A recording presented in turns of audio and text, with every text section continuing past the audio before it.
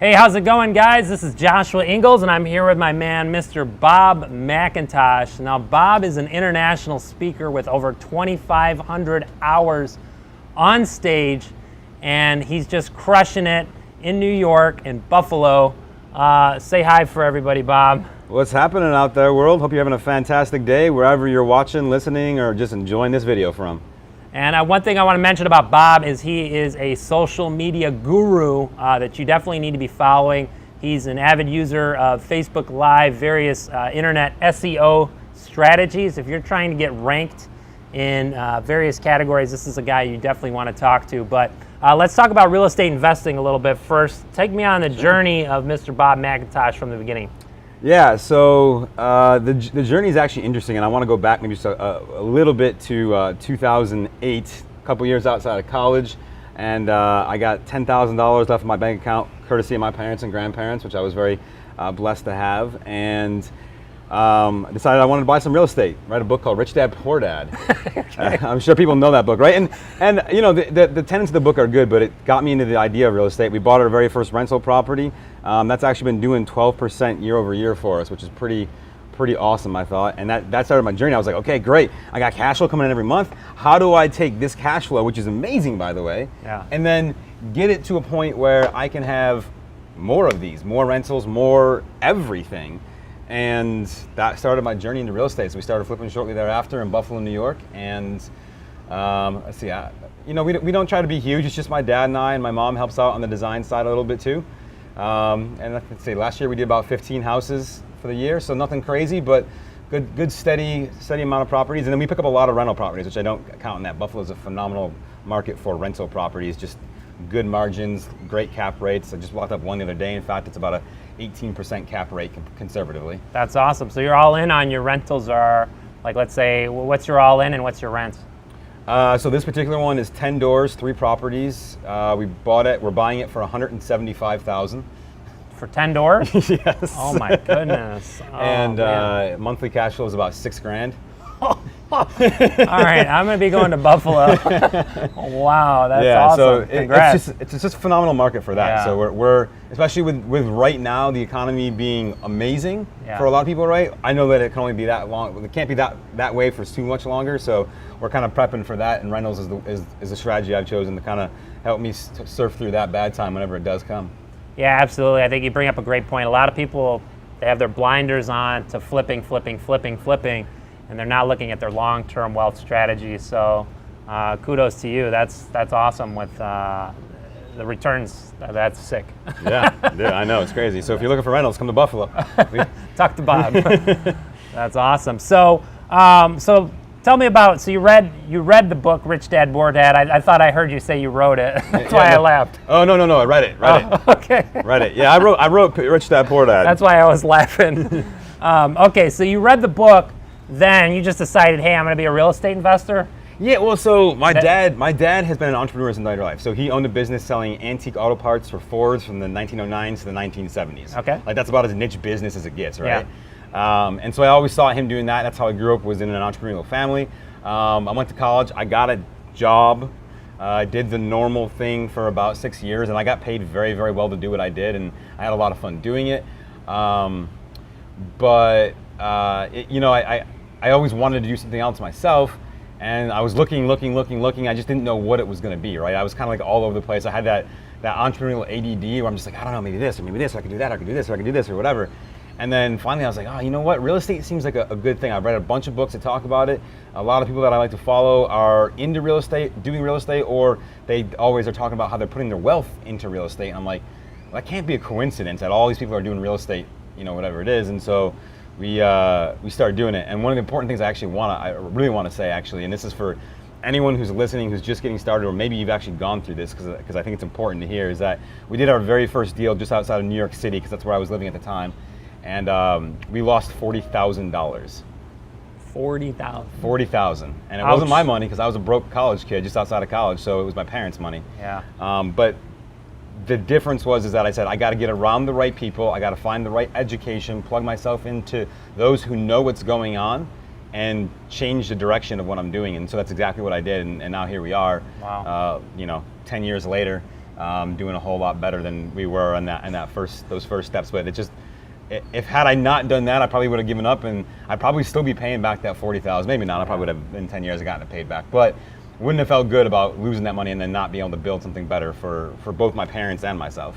Yeah, absolutely. If you're listening to this or watching this video, main thing you gotta realize is a lot of people's first deals, they do everything wrong, right? I mean, all the mistakes. All the mistakes yeah. condensed into one project, which is good and bad, but. Yeah, but what most people do is they give up. Yep. They let that loss, and then they walk away. And it's always when you're about to break through is when, and I know losing $40,000, especially if you're listening to this, that's not a small amount of money, especially when you're just starting out. I don't care who you are. That's a chunk of money for anybody. And to go through that and then to push through it and keep going. So kudos to you on that. That's awesome. I kind of have a similar story myself because I read Rich Dad Poor Dad. I actually thought I knew everything after I read that book. Same here. I was like, dude, I got this. I'm like a 27-year-old kid. Like, I can take over the world. I read a book. Exactly. And I thought I was like, I read this book and I thought I knew everything. And I realized, no, I didn't know. I didn't know crap. But that's how you learn. So you lost $40,000. Then what did you do after that to learn from your mistakes? The biggest thing was just saying, okay, obviously we did something wrong. Yeah. At the time, I had no idea what. Little did I know, I basically did everything wrong. That's just a serious. It wasn't one mistake that I made. It was just a little mistake here, a little mistake here, a little mistake here, a little mistake here that compounded into something much bigger. But yeah, I just was like, all right, I got to find someone that's doing it better. Yeah. Plug myself into the education of what they were doing and saying, don't reinvent the wheel. You're not the first person to flip a house. You're not going to be the last person. So just take what someone else is doing and do the same exact thing. And it worked. Yeah. So walk me through deals number 2 through 3, 4, 5. Just how did that progress, and how did you change what you did on the very first deal? Yeah, and this is the perfect segue into some of the social media part that I do as well. So deals 2, 3, 4, right? Deal 1. Actually through 5 all came from agents, from realtors. Now you got to remember, this is 2008, 9, 10, right? Is when we're doing this, because we got a really slow start. I'll say, we weren't cranking 15 deals a year out the gate, right? Not that we probably couldn't have, but I still had my full-time job, and that was 60 hours a week plus 10 to 20 in travel on top of that, and then trying to do a real estate business. My dad had his thing going. So if you're part-time because you're working somewhere else, you can still do this. Like, don't let that discourage you. It just might take you a little bit longer, and that's okay, because you're trading that safety of the job, and that's what I wasn't willing to get. I mean, I was making almost $130,000 a year at that time. As a 26-year-old kid, I was like, man, like, this is pretty good. Like, you know what I mean? So we started getting these deals from realtors, and it was easy to find deals at that time because it's 2008, 9, 10, right? There's just literally you could sneeze and find 30 deals if you wanted to. It was not hard. Foreclosures are abound. Now, the interesting thing though is Buffalo didn't really take part in the bubble, so we never had a crash, which is a very unique, makes it a very unique city. So where everyone else was going up, double-digit appreciation, in 5, 6, 7, 8, and then coming down on the reverse side, we never did that. We never went up that way, so we just kind of chugged along. We did our thing. But because the banks were restricting lending down, it made it harder for people to get houses. The sellers were a bit more motivated, although the pricing may not have reflected it as much. They were just more motivated themselves. And so what happened was, we start buying these. We're getting these deals, and we're getting from agents, and that's all good. But as any good entrepreneur knows, and what I plugged in from my mentors was, you can't rely on one marketing system for your entire business. If you do, something happens, you're bound to fail, or it's going to shut your business down, which is no good either. Yeah. And so that's what really got me into the idea of internet marketing. I was heavy into computers, did a lot of computer stuff, and I was like, okay, internet's where it's at, right? How do I use the internet to get us more deals? And I don't want to say like I sat down and figured out the secret sauce. It was more just a lot of time spent learning, reading resources, going to websites, watching videos, buying courses, just investing in the education to understand internet marketing, and then trial and error, testing it all out. And now at this point, I've got it down to a pretty solid system that it should work pretty much in any area, wherever it is, doesn't really matter, because we're using the basic tenets of internet marketing versus trying to do hacks or tricks or black hat stuff where you trick Google into ranking you. I'm not doing any of that stuff. But we just, that was sort of the start, right? And it was slow at first, right? It probably took a year to maybe 2 before really that started picking up. But the thing that I love the most about it is that was kind of working in the background while we're doing what we were doing with deals 2, 3, 4, 5, buying those. We made a couple more mistakes. We got maybe a little bit cocky going down towards deal number 4 and 5. Maybe picked up some houses that we didn't lose money on, but didn't necessarily make a lot of money either. I think house number 4 and 5, I think we might have made a couple thousand on 4 and broke even on 5.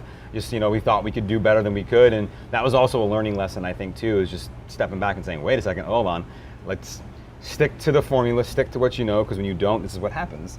But then the internet marketing started picking up, we started getting leads, and a lot of those leads, I either wholesale the deals out, or I simply give the lead off and somebody able to close it to like another investor that I know.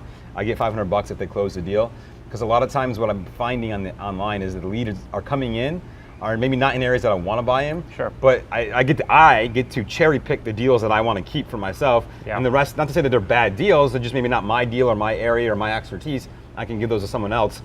So it became, not a massive source of revenue in our business, but still a pretty good chunk that pays for a lot of marketing. That's awesome. So what were some of the challenges that you were encountering during deals 1, 2, 3, 4, and 5 that you had? That well, one will just say everything was a challenge because I knew nothing, right? Okay. Like we'll call it what it is. For us in Buffalo, and I think this is true for most people, I think it's contractors. Yeah. Contractors are continuously the thorn in our side of this business. And then the other big thing that we run into all the time is realtors who think they know everything.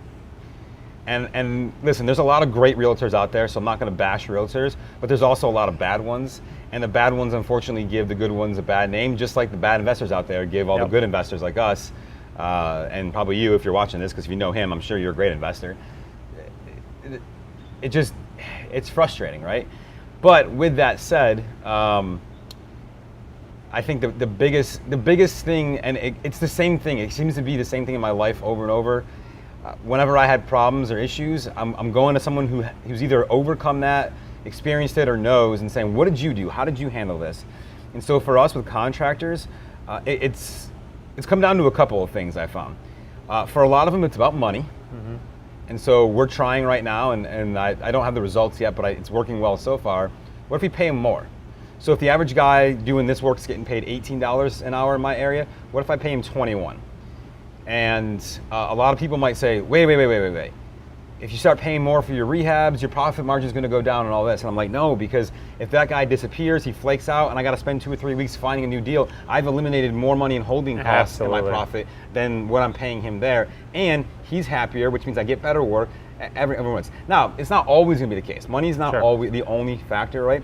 But really just spending the time on a contractor to hone in on what do they want, right? So like, I know a tile guy who used to work his butt off running his own business. He had a massive crew, and then he realized he just wants to spend time with his family. He wants to work from 8 to 5, Monday to Friday, bang out as much work as he can in those 40 hours, and then be home with his family the rest of the time. And I was like, great. So what if I tell you that you don't have to worry about finding jobs, screening jobs, bidding jobs, all that. You just simply show up for me, you work for me pretty much exclusively, or me and a few of my other people, because one guy can only do so much, right? And I just give you that consistency. As long as you're banging out work at the pace you have been for me, and you continue that, we won't have a problem. And I'll pay you a little bit more than what you're making now, so that he's happy and he gets what he wants. And I think that for contractors has been the best advice I got, is just help figure out what they want, hone in on that. And for a lot of them, it's money, because their mindset is shifting. I haven't tried this yet, but one of the things I'm really excited to do, we're actually working on this out, is sort of a money and mindset school for contractors. It'll be free. If they work with us, they can. It's actually going to be eventually mandatory for them to attend and just learn about how to manage their money and learn about having a positive mindset. And I don't know what it looks like just yet. We're kind of in the early stages, but I think there's too many of them out there that just don't have the right mindset, because they've never been around people like us that think differently. So just training them to have that and then taking that to their job, I think will be a pretty cool experience, I hope. No, that's awesome. I mean, a lot of investors get caught up in this thing that, hey, I got to get this done for as cheap as possible. But every time that we've tried to do that, we find out that cheaper is more expensive. Yeah. Well, and sometimes I want you guys, this is actually really important, I think. Think about your business like a funnel, right? Okay? And you got up here, you got leads, and you got prospects, and you got deals, and then you got making money. That's really where it goes, right? But your contractor in your funnel is down here. So let's just say you spend an extra $5,000 on a house, and you're like, well, that sucks, I made $5,000 less. But listen, rather than worrying about making the extra $5,000 down here, what if you put the same amount of time that you and hassle and all that you had to save that $5,000 here and applied it up here at the top of your funnel to get more leads in? Could you do one extra deal with that same $5,000? And if so, you're probably making 20, 30, 40, 50, 60, depending on your area, right? But let's say at least 20,000. We can all make 20,000 on a rehab. If I can do it in Buffalo, which is one of the cheapest markets in the country, you can do at least 20 on an average deal, right? So if you think about your business like a funnel like that, you're arguing down here at the bottom to save money rather than spending your time up here at the top to earn more.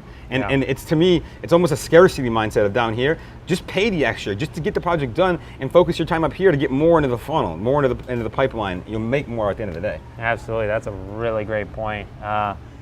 If you know how to find deals and how to source deals, you can make a lot of money in this business. And I think a lot of people get caught up in the minutia of the contractors and spend more time building your business, and that's going to make you way more successful.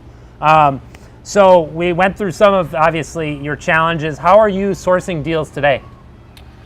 Yes, so that's an interesting thing. So 2018 has changed a lot. How we were 2017, what was it? I guess 7 of our 15 deals came from the MLS, right? And then 4 came from online, and the rest were from either like wholesalers or bandit signs or all the other things that we did.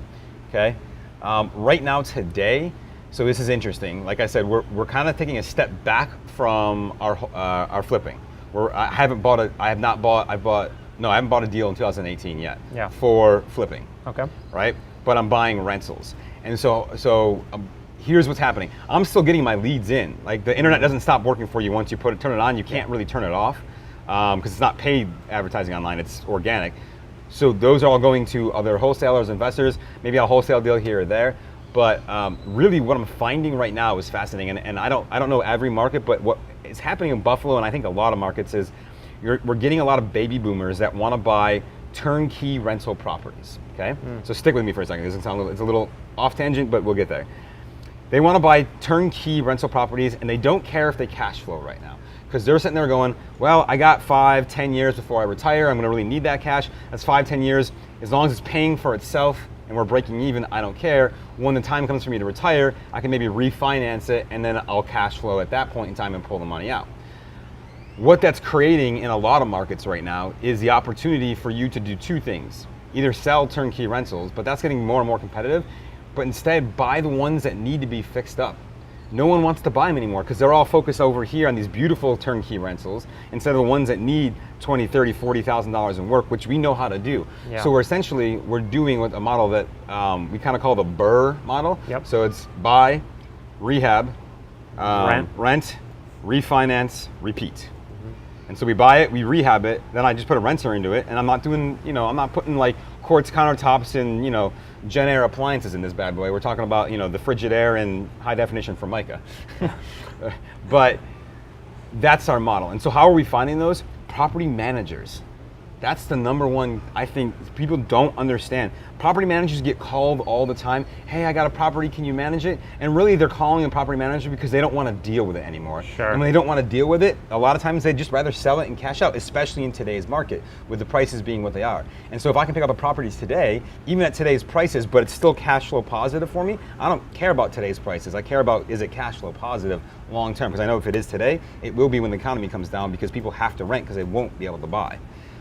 So I think that's number one. Internet obviously is still a huge piece of what I do. And then number 3, I think is something that people overlook, and it's just good old-fashioned relationships and networking, right? I make it clear to everyone that I'm buying rentals right now. If you've got rentals or you get leads on rentals, I should be your very first call, and I'll make a decision within 24 to 48 hours to tell you whether or not I want to proceed forward, and if I am, you'll have an EMD in your hand as quickly as possible because I want to lock that property up and make it happen. But just tell everybody, and I'm not just in person like this or coming to an event like here we are in Mexico right now like this, but also just go to your networking meetings. Go to open houses for other flips, because there's probably going to be other investors there. Go to any place where an investor might be or is likely to be found, auctions, all that, and just like literally get a t-shirt that says, I'm buying rentals today, right? Like it sounds cheesy, but no, it works. You're very clear on what you're doing. It works, right? Yeah. And just build those relationships and do that. Social media is a fantastic piece too, right? Facebook Live, tell everyone, here's what I'm doing. You know someone that fits this profile? We'll take care of it. Come talk to me first. Just hammer home your message and be consistent in your message, and there's no way you don't start getting more deals. That's awesome. So you touched on it, so we're going to switch gears a little bit. Again, I referred to you as somewhat of a social media guru. You've got a huge following online. Somebody that's new out there, is social media important? Oh, no, and yes. So let's talk about that, because it's a great question. Social media is not more important than you doing deals. It's not more important than you doing the due diligence, finding the deals, negotiating with sellers, and locking up a property. Because listen, if you have the best social media in the world and it's amazing, you got tens of thousands, millions of followers, whatever it is, but you're not doing any deals, then it does not matter. With that said, social media provides you the opportunity to do more deals. So in that sense, absolutely. And I say that because I want to be clear, right? People oftentimes get caught up in, oh, I got to do all this social media. I don't have time to do anything else. That's true. If it's you right now and it's between, hey, doing a Facebook Live and locking a house up, go lock the house up. Screw the Facebook Live. Because if you don't have money coming in from the deals you're locking up, the Facebook Live is irrelevant. Okay? But what I challenge you to do is think differently. Can I do the Facebook Live of me locking the deal up? Yep. Right? Can I do the things I'm already doing anyways and just show people what I'm doing anyways? You got to do it anyways, so do it. And so, is it important? Absolutely. It builds credibility. It's going to drive more leads in and all that. Is it the most important thing? Absolutely not. So let's just make sure we clarify that, because that's an important distinction, I believe. Yeah. So a lot of people don't know where to start with social media, right? A lot of people are like, oh, I'm not tech savvy. I don't know where to begin. I'm scared of what I might say. I might say something wrong. What's your recommendation to someone who's not, I would say, social media savvy? Yeah. How should they start posting? What should they be posting? How frequently should they be posting? I mean, I'm going pretty deep here, I got you. But people are just like, they want to know these things. They don't know. They don't even know where to start. Exactly. So here's what I'll say.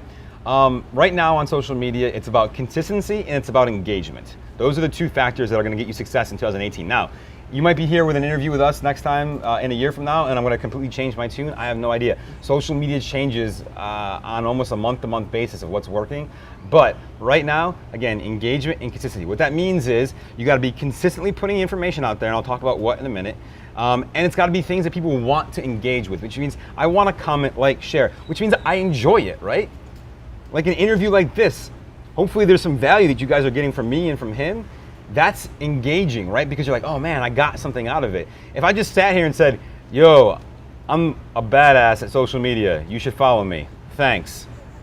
What? That's like, no value, yeah. No value, right? So it's just about you at that point. Exactly, right? And so what I would say is to start with is just get it done, make it happen. It doesn't have to be perfect. Stay away from a few things on social media and you're pretty much in the green the rest of the way. So you're going to stay away from politics, stay away from religion, and stay away from anything that the majority of the world hates, right? And when I say that, people go, what do you mean? I'm like, so for example, the majority of the world would generally agree that pro-Nazism is probably not a good thing. The majority of the world could probably agree that that was bad, right?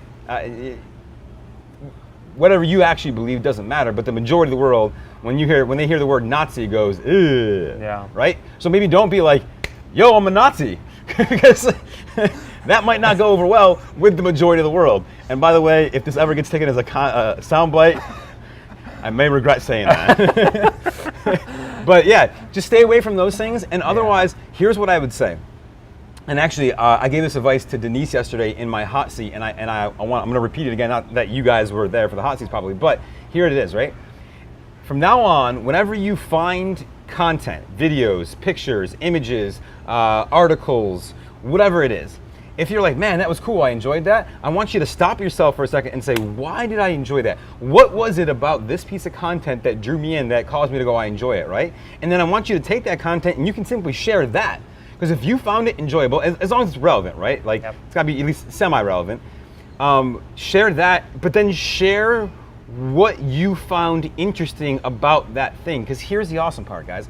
Content is not about us, it's about us and them coming together. Social media is an extension of what we already do as human beings in a context like this.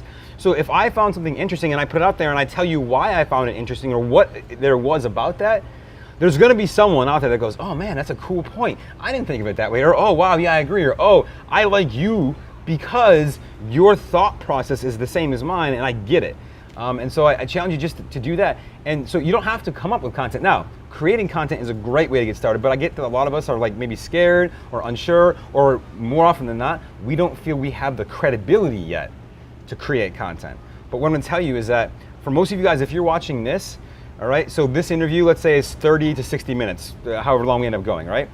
Well, if you've watched this entire thing, you've now put in 30 to 60 minutes of training that someone else out there hasn't.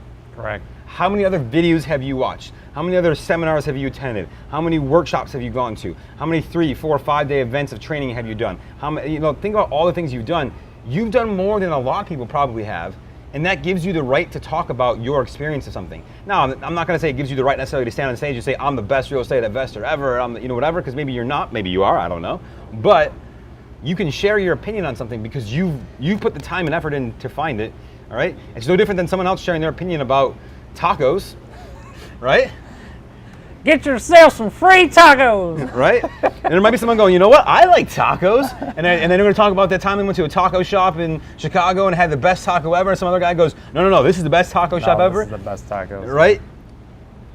No different. You're just sharing your opinion of things and how it goes, and that will build your following, and it's an easy way to get started. What I'm hearing from that is provide value, whether that's your own content or sharing someone else's content that you find valuable, that your audience or your friends, your network is going to find valuable. So I always look at, is it either entertaining, does it providing value, or am I somehow giving back too? Because I think if you're genuine about giving back and providing value to your audience, it's going to pay, in my opinion, tenfold of the time and money you spend on it. And keep in mind, value ask. So really you've got, well actually you got 3 things, and this is something I learned from Connor and Ellen, who are 2 friends of mine and another mastermind. They actually do a 3-fold strategy, and this is actually really important, so get a pen and paper out if you haven't already, right? So you have 3 things that you can talk about on social media very easily. Lifestyle stuff, value stuff, asking for something, okay?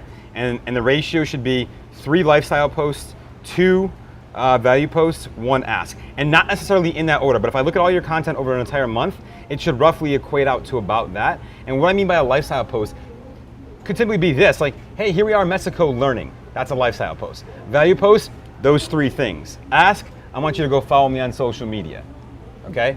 Great segue. So what's the best way for people to follow you on social media? Yeah, so you can pretty much find me anywhere on social media at the Bob McIntosh, or you can go to www.thebobmcintosh.com, and it's McIntosh, no A in there. And you'll find me. I'm out there. I'm the only 6'3" redhead dude named Bob McIntosh, so you ought to be able to find me. And tell a little bit about your book, to Get Out of Your Own Way. Oh yeah, so it's actually been a little over 2 years now, which is pretty, or almost, 2 years, 2.5 years. But we hit #1 Amazon bestseller the day it launched, just like this mofo over here too. He followed a lot of great strategies. Hopefully some of them came from me. Absolutely. So it's called Get Out of Your Own Way, and the whole book is just about that. It's life lessons from me and 6, 7, 8, and even 9-figure business owners who have gotten out of their own way and what they did to stop basically sabotaging their own business, because a lot of times we are our worst enemy in our business, and that's no good for anybody. Awesome. So make sure to connect with Bob on social media. And again, thank you very much, sir. Thank you, The Bob McIntosh. You know it. And for all of you out there, I appreciate you guys taking the time to watch this. And obviously, if you're following this guy right here, phenomenal marketer, funny guy. He's got a lot of great stuff to say. And I just want to show some gratitude for you having me on this and doing this interview. And I appreciate you guys out there too. Yeah, this is definitely one of my mentors. You're going to want to follow him. Thanks, guys. We'll see you soon.